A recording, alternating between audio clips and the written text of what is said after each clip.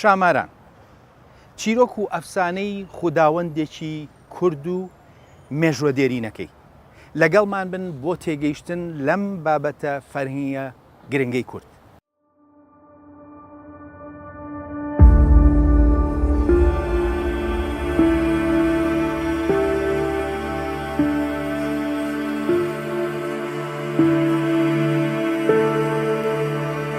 گەڕوو بکەیتە باکووری کوردستان لە شاری ماردین، لەوێ وێنەیەک لە هەموو شوێنە گشتیەکانە خۆی زەق دەکاتەوە. ئەو وێنەی شامارانە. ڕاستیدا گەڕوو بکەیتە تەرسوس لە ناوچەی مێرسین، لەوێش ئەو دیاردەیە دەبینین، لەوێ تەنانەت پەیکەرێکی بۆ دروستکراوە. بەگشتی وا دەردەکەوێت کە شاماران تەنها ئەفسانەیەک بێت لە باکووری کوردستاندا هەبێت، بەڵام کاتێک کە دەچیتە قوڵایی تێگەیشتن لە ئەفسانەیەم خوداوەندەوە بۆ دەردەکەوێت کە ڕەگی لە هەموو بەشەکانی کوردستاندایە.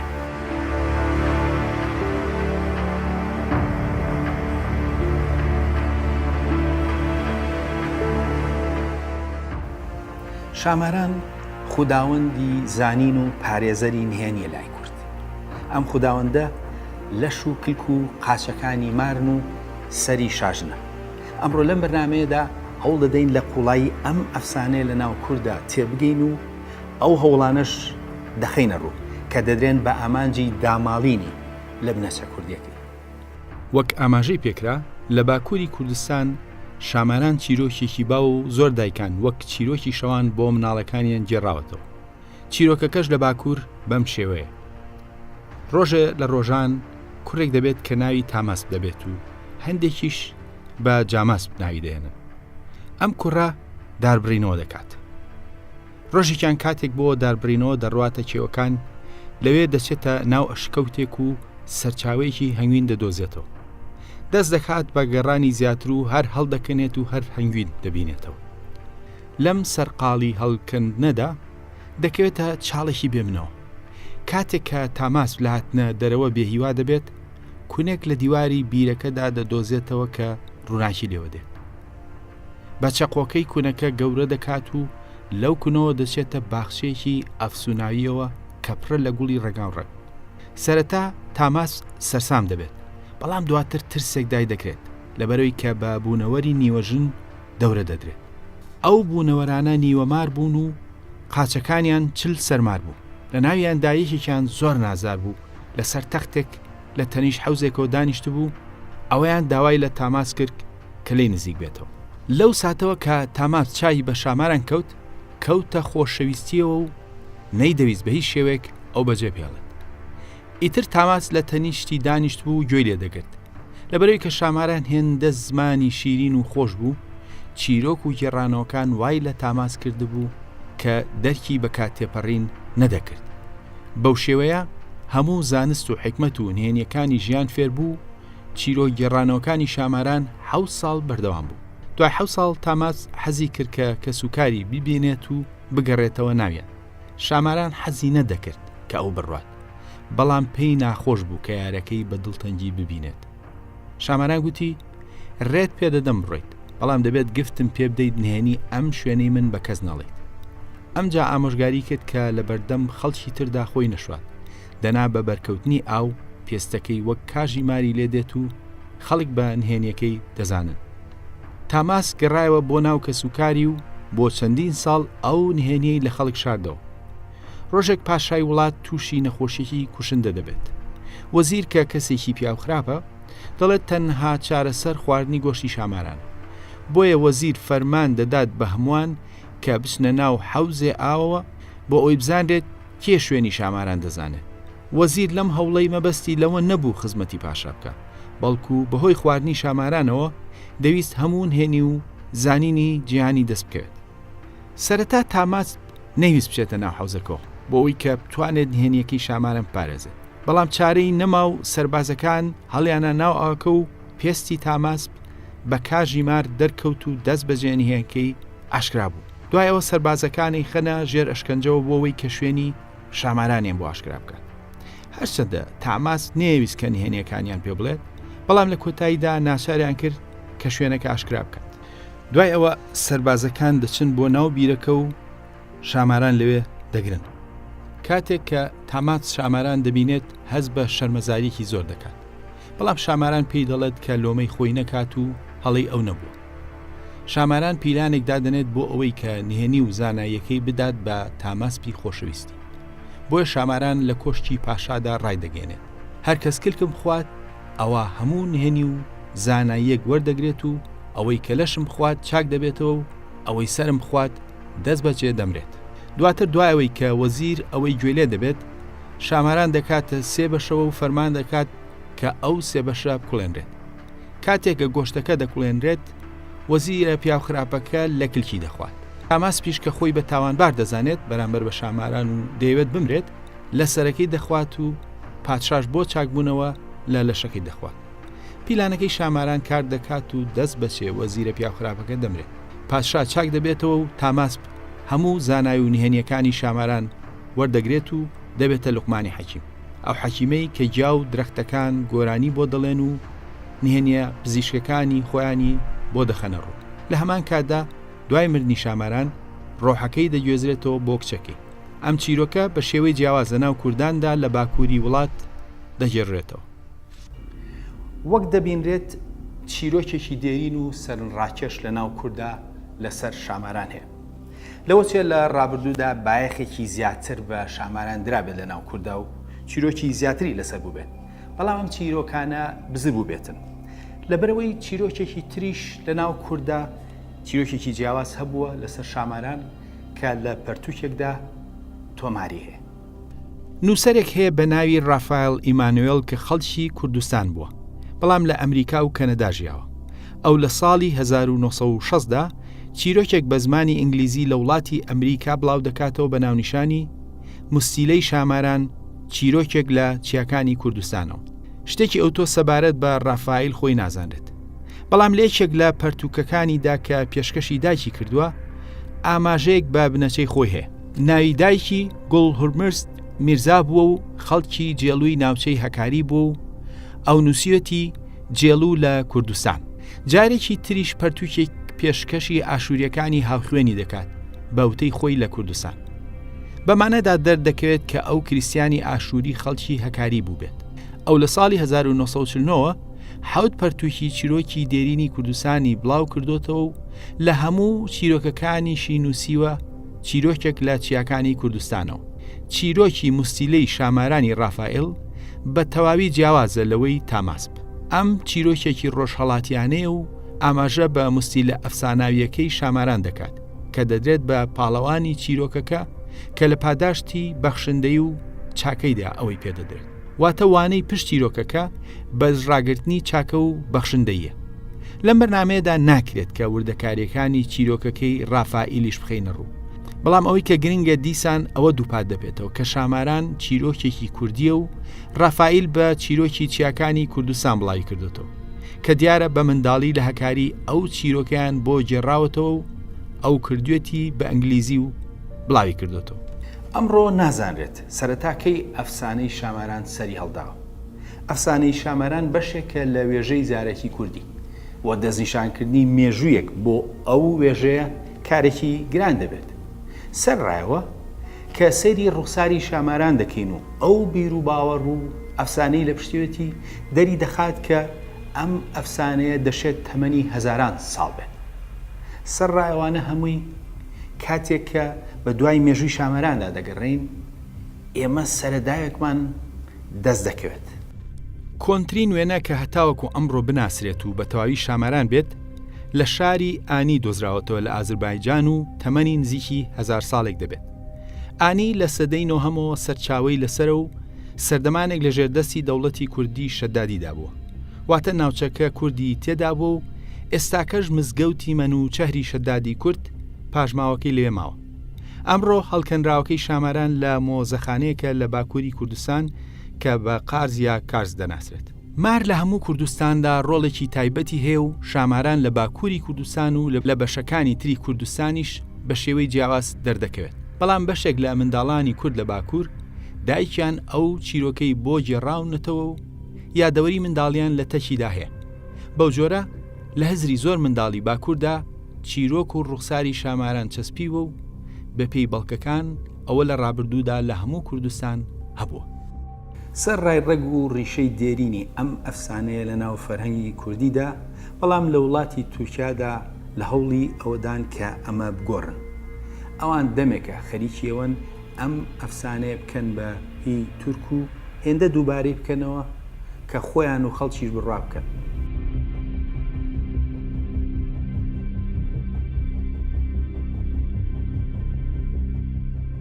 بۆ ئەو مەبەستە زۆربەی ئەو پەرتوک و بابەتانەی لە وڵاتی تورکیا لەسەر شاماران دەردەکرێن بنەچەی ناوەکە دەکەن بە فارسی.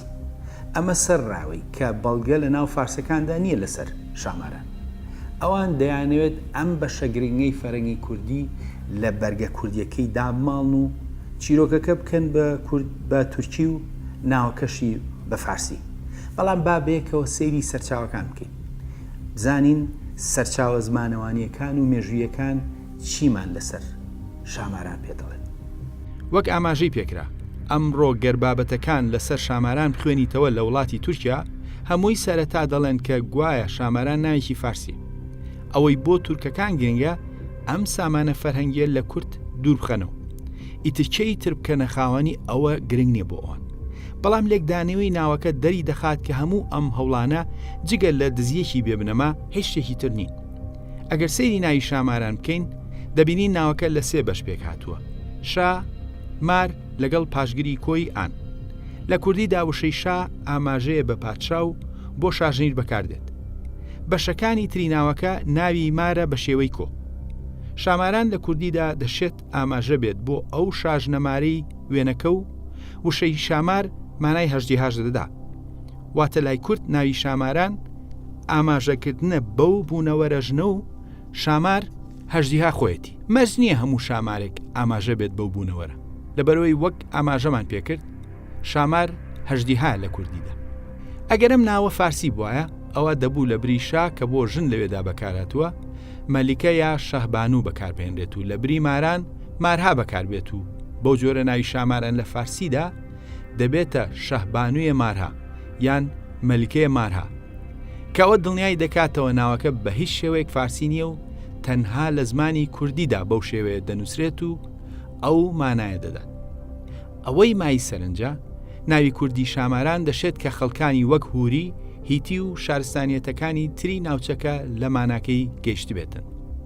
وشەی کوردی شا یاخود پادشا پەیوەستە بە وشەی هیتی هاشوو. لە کوردی نوێدا ماران بریتیە لە مار لەگەڵ ئان پاشگیری کۆ. لە سۆمەریدا مر ماناکەی دەبێتە مار و ئینێ پاشگیری کۆیە هاوشێوەی کوردی. هەرچەندە لە سۆمەریدا پاشگیری کۆی ئینێ بۆ ئاژەڵ بەکار نایەت، بەڵام لە زمانی مادیدا پاشگیری کۆ هەر وەک کوردی ئەمڕۆ بریتی بووە لە ئان و لای ئەوان ئەو پاشگرە بۆ ئاژەڵ بەکار هاتوو. واتە ناوی شاماران لە کوردی نوێدا دەشێت کە 5,000 ساڵ لەمەوە بەریش هەر هاشومیران بوو بێت و ناوەکە ئەو سەردەمەش هوری، هیتی و ئەوانی تر لی تێگەشت بوو بێتن. جگە لەوە ناوی تاماسپ ناوێکی سەردەمی مادەکانە. ناوەکە لە فەرهەنگی زمانی مادیدا هەیە و بە شێوەی تەخماسپ بە مانای ئەسپی ئازاد تۆمار کرا و کە وشەی تەخمەی مادی ئەمڕۆ لە کوردیدا بووەتە تۆکمە. لە زمانی مادیدا مانای ئازای داوە و ئەمڕۆ زیاتر مانای بەهێز. ناوی پەیوەست بە ئەسپ لە سەردەمی ماددا باو بوو. بەو جۆرە ناوەکە بە کوردی ئەمڕۆ دەبێتە تۆکمە ئەسپ کە ئەسپی تۆکمەیە. لەگەڵ تێپەڕبوونی کات و کاریگەری زمانی فارسی پیتی خ گۆڕاوە بۆ ه بووە بە تاماسپ. واتە هەردوو ناوەکە کوردین و لە هەمان کاتدا پێکهاتەی وشەکان لە زمانە دێرینەکاندا هەن. وەک سەرنجرا چیرۆکی شاماران چیرۆکێکی کوردیە و ناوە سەرەکیەکانی ناو چیرۆکە کەش کوردین. بە تایبەتی ناوی شاماران بە هیچ شێوەیەک لە زمانی فارسیدانی. واتە ئێمە یەکلاین کە ناوی شاماران ناوێکی کوردیە و فارسی نییە.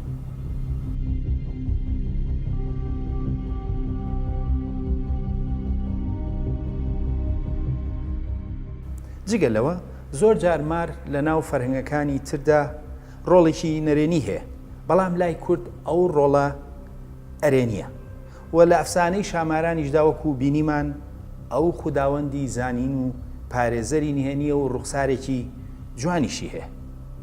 پرسیارەکە ئەوەیە بۆ مار یاخو هەژدیها ئەم ڕۆڵە تایبەتەی لە ناو فەرهەنگی کوردیدا هەیە. بۆ وەڵامدانەوەی ئەم پرسیارە دەبێ بگەڕێنەوە بۆ سەرەتای شارستانیەت و دەقا دێرینەکانی مێسۆپۆتامیا. ئەم بابەتە لە ناو باپیرانی کووردا نزیکی 4500 ساڵ لەمەوبەر تۆمارکراوە. گوتیەکان خوداوەندێکی هەژدیهایان هەبووە بە ناوی ئاساک. ئەم خوداوەندە بە شێوەکانی ئاساگ و ئازاگ و ئاساک و تۆمارکراوە. خوداوەند ئاساک لەگەڵ چیادا جوود بووە و بەرەیخستۆ. ئەم ناوە دواتر چۆتە زمانی یۆنانیەوە بە شێوەی ئەستیاگ و لە زمانەکانی ڕۆژهەڵاتیشدا بە شێوەی زوحاک تۆمارکراوە و ئەمڕۆ لە کوردیدا بووە بە ئەژدەهاک. هەر لەبەر ئەوەیە کە دەقە دێرینەکان گوتیەکان بە مار یاخود هەژدیهای چییە ئاماژە پێ دەکەن. واتە گوتیەکان خۆیان بە بەرەی هەژدیها و مارداناوە کە خوداوەندێکی گرنگی خۆیان بووە. ئەم بیر و باوەڕە نزیکی زیاتر لە 1500 ساڵ لەمەوبەر لە ناو کوردانی ئازربایجاندا تۆمارکراوە. ئەرمەنیەکان بە کوردیان گوتووە ماد و موسای خۆرێن کە مێژونووسە دەڵێت لە ناو مادەکاندا ئەوە وەک گۆرانی دەڵێنەوە کە ئەوان لە بەرەی هەژدیهان. واتە چیرۆکی گوتیەکان کە لەنەوەی هەژدیها یاخود مارن دەما و دەم ماوەتەوە و زیاتر لە 1500 ساڵ لەمەوبەر ئەوە جاری تر تۆمارکراوە. نابێت ئەوە لە یاد کرێت کە دواپاشایی مادیش ناوی هەژدیها یاخود ئەژدەهاک بوو. ئەوەی کە ئەو ڕاستیە دووپات دەکاتەوە ئەرمەنیەکان بە درێژایی مێژوو لە پەرتوکەکانیاندا بە کوردیان گوتووە مات، بەڵام ئەوان وەک ناوی مات وشەی مار بەکاردەهێنن کە ڕێک مانای ماری کوردی دەدات و بە وڵاتی کوردستانیش دەڵێن مارستان واتە وڵاتی مار. زانای گەورەی کورد تۆفیق وەبی لێکۆڵینەوەیەکی کردووە بە ئامانجی تێگەیشتن لە ناوی کرمانج. ئەم لێکۆڵینەوە زمانەوانیە بە پێوەری ئەم ڕۆژ لێکۆڵینەوەیەکی نایابی جیهانی. ئەوەی مای سەرنجە تۆفیق وەبی ئەگاتەوە ئەنجامەی کە ناوی کرمانج ماناکەی دەبێتە ئەوەی لە کرمەوە هاتووە. بەڵام بیرمان نەچێت وشەی کرم لە زمانە دێرینەکاندا مانای مار و هەژدیهادا. واتە کورد پێی وا بووە ئەو لە بەرەی مار و هەژدیهایە. ئەمە بە پێی لێکدانەوەی تۆفیق وەبی بۆ ناوی کرمانج. زانای گەورەی کورد تۆفیق وەبی لێکدانەوەی بۆ ناوی کرماشانیش کردووە و ئەویش بۆ هەمان بنەچەی دەگەڕێنێتەوە. لە سەرچاوە کۆنەکاندا ناوی شارەکە بە قرماسین ئاماژەی پێکراوە و تۆفیق وەبی هەر بۆ بنەچەی کرماجان دەیگەڕێنێتەوە و لەوێدا دیسان کرماش یاخود کرماچ ماناکەی هاوشێوەی کرمانجە و پاشگیری ئان بۆ شوێنە و مانای ناوی شارەکە دەبێتە شوێنی ئەوانەی کە لە مار یاخود هەژدیهاوە هاتوون کە ئەوە ئاماژەیە بۆ کورد یاخود گوت و مات. هەروەها لە کرماشان ساڵانە خواردنێکی نەزری بۆ شاماران دروست دەکەن. لەوێ باوەڕ بەبوونی شاماران لە نێوان خەڵکی کوردی ناوچەکە پاژماوەی ماوە.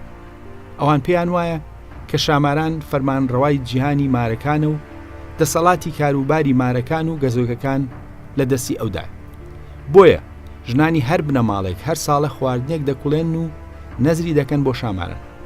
ئەم خواردنە تایبەتە داکوڵانەی شامارانی پێدەڵێن. خواردنەکە لە گەنم، نیسک، برنج، کەشک، ڕۆن، پیاس، نۆک و هەندێک داو دەرمان بەرهەم دەهێنرێت و لە ناو دراوسەکاندا دابەش دەکرێت. ئەم دابوونەریتە لە بەرزنجە لە نزیک سلێمانی هەبوو و لە یادەوەری خەڵکدا ماوە. جاران ژنان خواردنێکیان لە گەنم و نۆک لە مەنجەڵێکی گەورەدا و بۆشای ماران دروست کردو. ئەوەش بۆ ئەوەی کە منداڵەکانیان و نەوەکانیان لە گەستنی مار و مێروەکانی تر بە دوور بن. بە درێژایی کاتی کوڵان و تێکدانی خواردنەکە گوتویانە ئەمە خێری شای ماران بێت. دواتر بەسەر خەڵکدا بەخشیانەتەوە.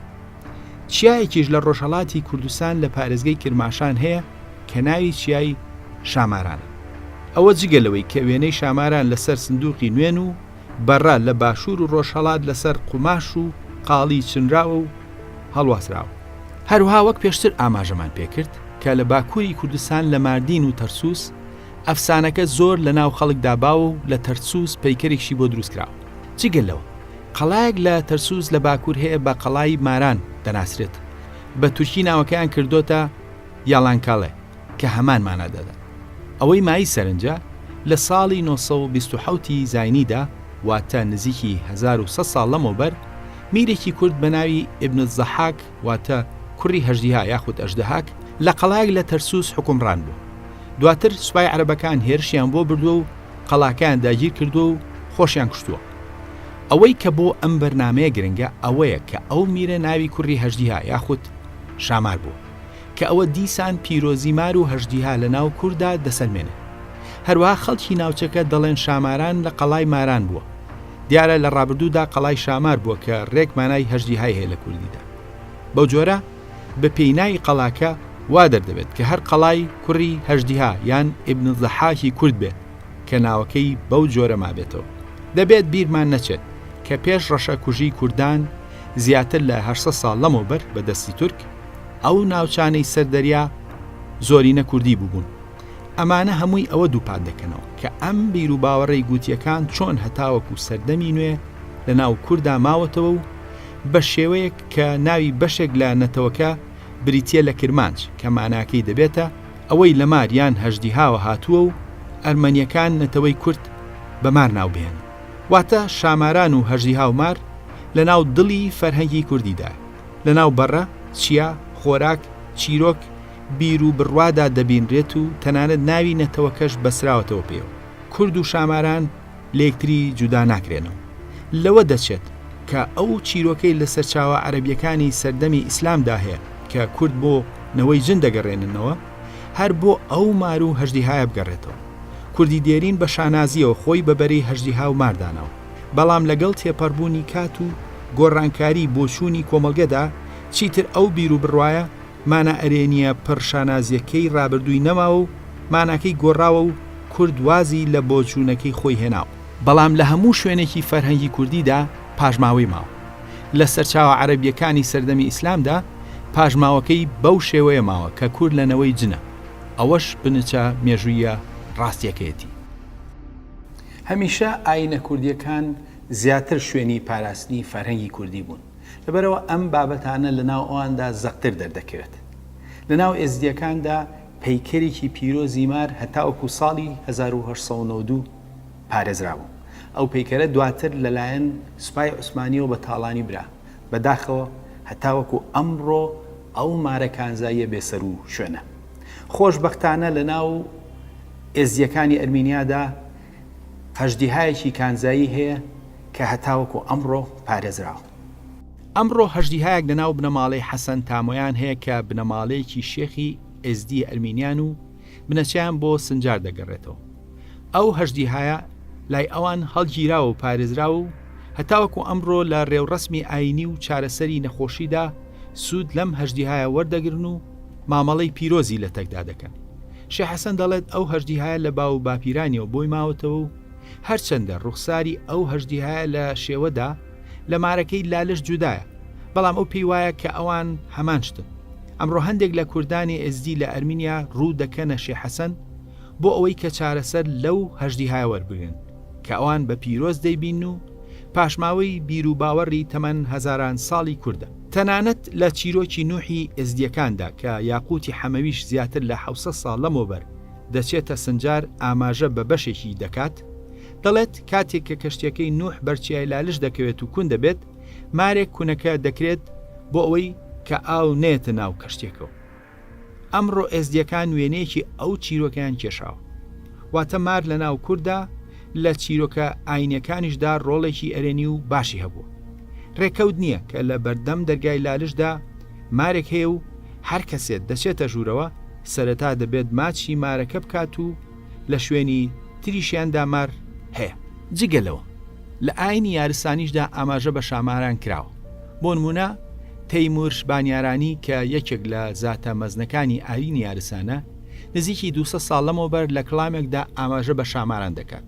ئەو دەڵێت ئاڕاستە حوشمەت نەعام ئزهارم، بولبولم گوڵم ئاسام شامارم.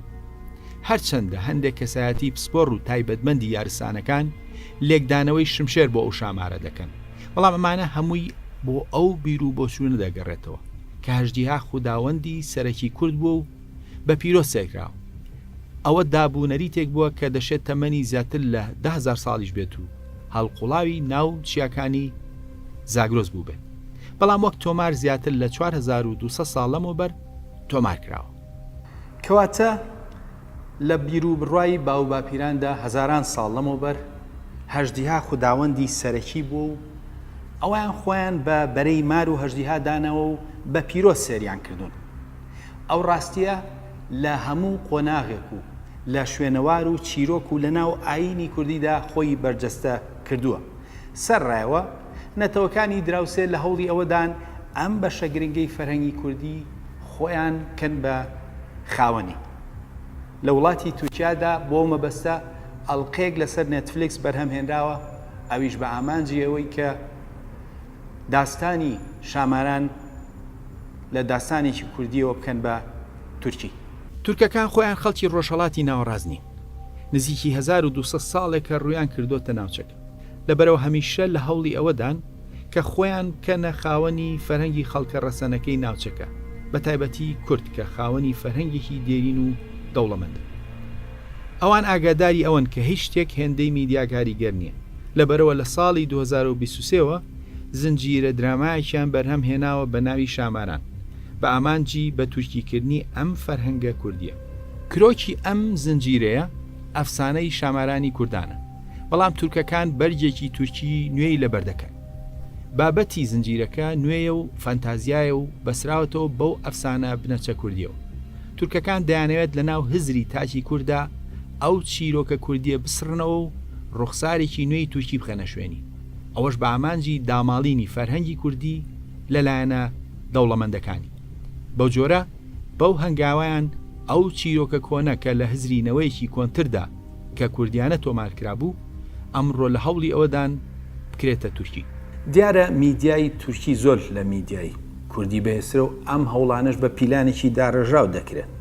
سەرڕایەوە لەم چەند ساڵانەدا کوردیش کەوتوتە خۆی و چەند پەرتووکێک لە باکوور و لە ڕۆژهەڵاتی کوردستان لەسەر شاماران دەکراوە، ئەویش بە ئامانجی ناسانی ئەم ئەفسانەیە بە تاکی کورد. و هەروەها چەند هونەرمەندێکی وێنەکێشیش شامارانیان کردووە بە بناغی هەندێک لە کارە هونەرەکانیان. یەکێک لەو هونەرمەندە وێنەکێشانە ڕۆستەم ئاغالەیە لە باشووری کوردستان کە خاوەنی مۆزەخانەی تایبەت بەخۆیەتی. بەکشتی کللتور و فەرهەنگی کوردی زۆر زاڵە بەسەر کارەکانی ڕۆستەم ئاغالەدا. هێندەی ئەم بەرنامەیە ئاگادار بێت ئاغالا یەکەم کەس بووە کە شامارانی خسۆتە ناو کارە هونەریەکانیەوە، وەک بەشێک لە هەوڵەکانی ئەم هونەرمەندە کە هەمیشە فەرهەنگی کوردی لە کارەکانیدا لەبەرچاودان. دواتر ئەلبومە پەرتووکێکی تایبەتیشی لەسەر شاماران چاپ کردووە. ئەلبومەکە ئەو وێنانەی تێدایە کە لەسەر شاماران کێشاوێتی و کاریگەری شاماران لەسەر ژمارەیەکی باش لە بەرهەمە هونەریەکانی ئاغالە دەردەکەم. ئەم هەوڵە دەستپێشخەری و چڕەی ڕۆستەم ئاغالە لەسەر شاماران کاریگەری لەسەر هونەرمەندی تریش بەجێشتووە. ناس ئەوڵاکە خاتوونێکی هونەرمەندی وێنەکێشی خەڵکی باشوورە ئاماژە بە کاریگەری ڕۆستەم ئاغالە دەکات لە ئاشناکردنی بە شاماران. دواتر خاتوناس پێشانگایەکی تایبەت بە ناونیشانی شاماران لە باغی سێواندا ساز دەکات و ڕوانگەی هونەری خۆی بۆ شاماران دەخاتڕ. ناز وەک هونەرمەندێک خوێندنەوەیکی ژنانەی بۆ شاماران هەیە و لە پرۆژەکەیدا جەخت لە ڕۆڵی مار و ژن دەکاتەوە کە مار نەفرەت لێکراو بووە و هەندێک جار ژنیش. ئەو دەڵێ شامارانی ئەفسانەی کوردان ئەو ڕوانگە باوە هەڵدەوەشێنێتەوە، ئەو ژنە و خوداوەندی زانین و پارێزەری نهێنیەکانە.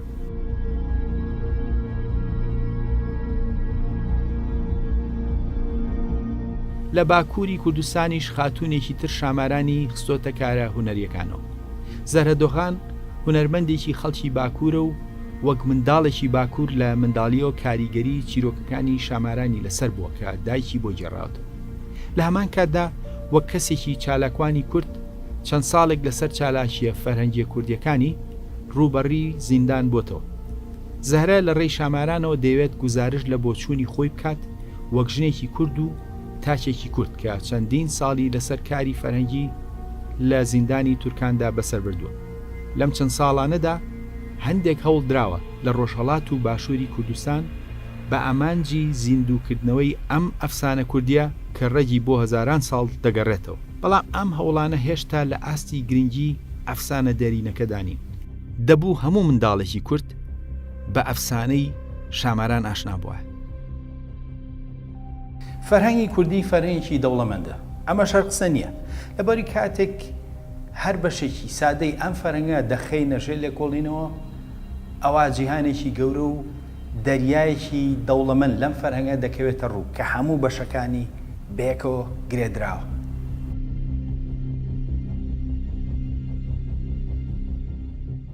وەک لەم بەرنامەیەدا بینیمان، شاماران ڕەگی قوڵی لە ناو مێژی دێرینی کووردا هەیە و هەژدی هاومار بەشێکن لە ناسنامەی نەتەوەی کورد. ڕێکەوت نییە کە گوتیەکان خۆیان بۆ هەژدی هاومار گەڕاندوێتەوە. ئەو ڕاستیە لە ناو کوردەکانی ئازەربایجانیشتا دووپات کراوەتەوە. ئەوان نزیکەی 1500 ساڵ لەمەوبەر گوتویانە لە بەرەی هەژدیهان.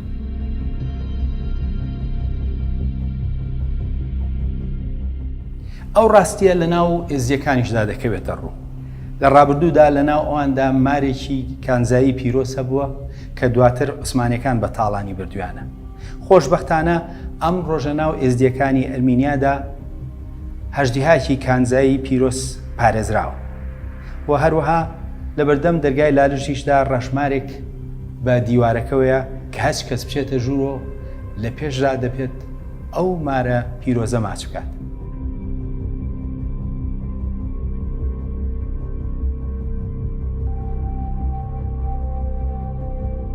خۆناسین لە هەر ئەڵلقەیەکدا لە هەوڵی ئەوەدایە کە دڵۆپێک لە دەریای فراوانی فەرهەنگی کوردی بە خۆمان و نەوەکانمان بناسێنێت. ئەوەش بە ئامانجیەوەی کە خۆمان بناسین وەک ئەوەی کە هەبووین و هەین، نەک وەک ئەو ڕوخسارە درۆینەی کە لە 100 ساڵی ڕابردوودا لە ناو دەستگا ئەکادیمیە جیهانیەکاندا بۆمان دروستکراوە. بەو هیوایی لە داهاتوێکی نزیکدا پەیکەرێکی جوانی شاماران ببینم. تا بەرنامەی تر خواتان لەگەڵ.